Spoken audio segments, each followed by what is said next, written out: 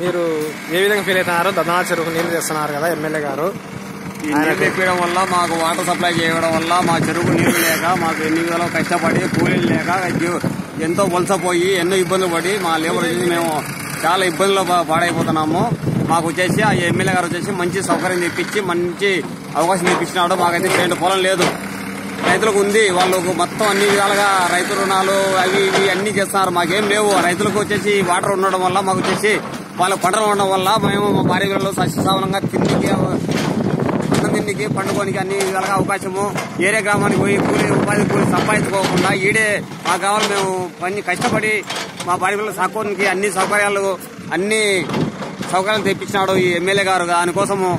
దానికోసం ఎన్ని విధాలుగా కష్టపడి అన్ని మా గ్రామంలో మంచి సీసీ రోడ్లు అయితేమి, డ్రైనేజ్ కాలువలు అయితేమి, ప్లస్ వాటర్ సప్లై అయితేమి మొత్తం వచ్చి అన్ని సౌకర్యాలు చేసినందుకు దానికోసం వచ్చేసి మేము కృషిపడి ఎన్ని మా బంధువులకు, మా గ్రామాల్లో మా బంధువులకు కానీ, మా స్నేహితులకు కానీ, మా ఊర్లో మా సంబంధించిన రైతులకు కానీ అందరికి చెప్పి తెలియపరిచి మేము ఆయనకు ఓటు వేయించి గెలిపించి జయప్రదం చేయాలని మేము అన్ని విధాలుగా కోరుకున్నాం.